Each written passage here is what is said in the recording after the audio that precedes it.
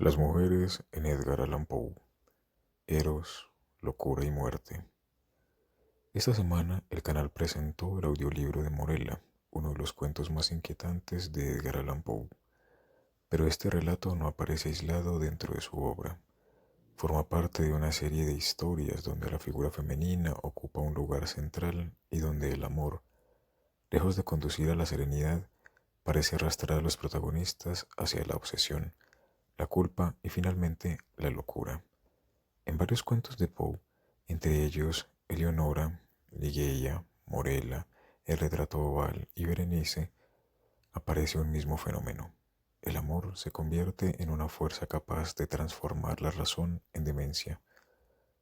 En Poe, los personajes masculinos suelen vivir inicialmente en un estado de armonía y lucidez, pero cuando aparece la mujer amada o cuando ésta desaparece por la muerte, el equilibrio mental se rompe y sobreviene la locura.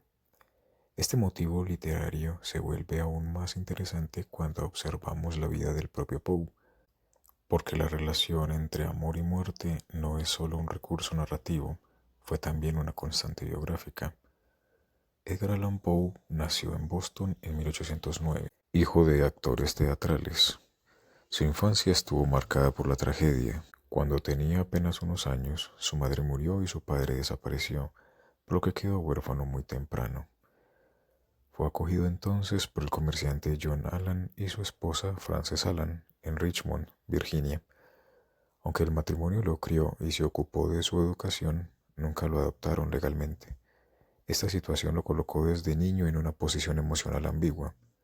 Pertenecía a una familia que lo cuidaba, pero al mismo tiempo no era verdaderamente parte de ella. La pérdida de las mujeres que amó sería una experiencia que se repetiría varias veces a lo largo de su vida, y esa experiencia parece reflejarse constantemente en su literatura. Uno de los primeros episodios significativos ocurrió durante su adolescencia. Poe se enamoró de una mujer mayor que él, Jane Stannard, a quien posteriormente recordaría en su poema a Helena. Para el joven poeta, aquella mujer representaba un ideal de belleza, inteligencia y delicadeza. Sin embargo, la historia terminó de forma trágica. Jane Stannard enfermó mentalmente y murió poco tiempo después. De hecho, inauguró un patrón que más tarde se repetirá en su obra. La mujer aparece como una figura ideal, casi sobrenatural, pero finalmente desaparece en la muerte. Algo muy similar ocurre en varios de sus cuentos. En Eleonora, por ejemplo, el narrador describe una vida de amor y armonía en un paisaje que parece un paraíso. El protagonista y su prima viven rodeados de belleza y tranquilidad. Sin embargo, cuando Eleonora muere, ese mismo lugar luminoso se transforma en un espacio oscuro y desolado. El paraíso se convierte en un territorio de sombras, y la cordura del narrador empieza a resquebrajarse. En el retrato oval, la tragedia adquiere otra forma. Un pintor obsesionado con retratar a su esposa concentra toda su pasión en la obra artística. Tan absorto está en su creación que no percibe cómo la mujer que posa para él se debilita lentamente hasta morir. El momento en que termina el retrato coincide con el descubrimiento del horror. Mientras la pintura ha capturado perfectamente la vida, la modelo ha perdido la suya. El amor aquí se convierte en una fuerza destructiva. El artista alcanza la perfección estética al precio de la muerte de su persona amada. En Berenice, la locura se manifiesta de una forma aún más perturbadora. El narrador sufre una especie de monomanía, una obsesión enfermiza que lo lleva a fijarse en un único rasgo de su prima, sus dientes. Cuando Berenice cae enferma y aparentemente muere, el protagonista pierde completamente el control de su razón. En un acto macabro, profana su tumba para arrancarle los dientes, convencidos de que en ellos reside un misterio. Solo más tarde descubre que la mujer aún estaba viva. Este relato muestra una característica muy frecuente en el universo de Poe. La locura no aparece de manera repentina, sino como una obsesión que crece lentamente hasta dominar completamente la mente del personaje. Pero uno de los relatos donde este fenómeno alcanza su forma más inquietante es precisamente Morella. En esta historia, el narrador describe a su esposa como una mujer de gran inteligencia, profundamente interesada en la filosofía y en los misterios de la existencia. Sin embargo, Lejos de sentirse atraído por ella, el protagonista comienza a experimentar una especie de rechazo intelectual hacia su esposa. Morella muere después de dar a luz a una hija. A partir de ese momento, el narrador observa con creciente inquietud cómo la niña empieza a parecerse cada vez más a su madre fallecida. Durante años evita ponerle un nombre, pero un día, en el momento del bautismo, le atribuye el nombre de su madre, Morella. En ese mismo instante la niña muere. Este caso resulta especialmente interesante porque evoca la lógica de un exorcismo. En ciertas tradiciones, conocer y pronunciar el nombre del espíritu permite expulsarlo del cuerpo que ocupa. El relato sugiere algo profundamente perturbador, una continuidad entre madre e hija, como si la conciencia de Morella hubiese sobrevivido a la muerte y encontrara un nuevo cuerpo en su propia hija. Esta idea aparece también en otro de los grandes cuentos de Poe, Ligeia. Ligeia es descrita como una mujer de extraordinaria inteligencia y belleza.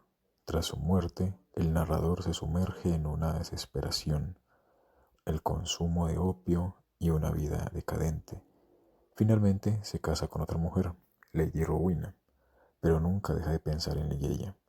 Cuando Rowena muere, su cuerpo parece experimentar una serie de extraños procesos de reanimación, y en el momento final, la figura que se levanta del lecho de muerte parece transformarse en la mujer perdida, Ligeia.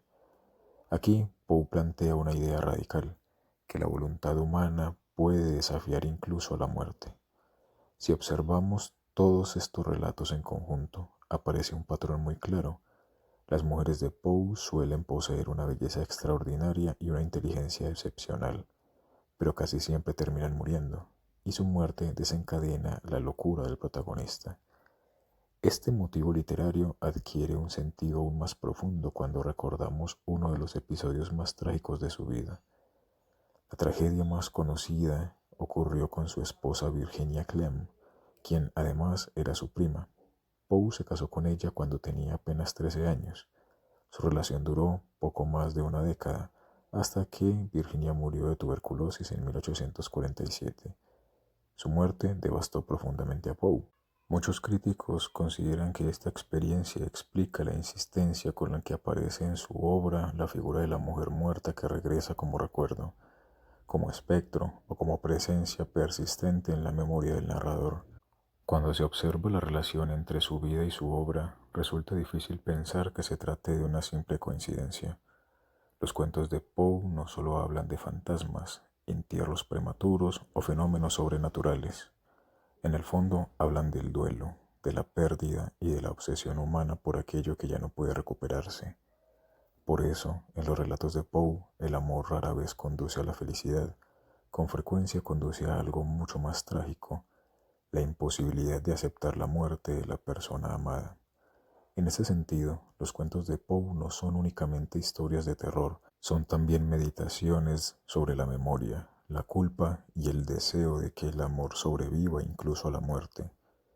Y quizá por eso siguen fascinando más de un siglo y medio después, porque detrás de sus sombras, de sus criptas y de sus visiones fantasmales, aparece una idea profundamente humana, que amar puede ser también una forma de locura, y que, para algunos, el verdadero horror no es la muerte, sino la imposibilidad de olvidar.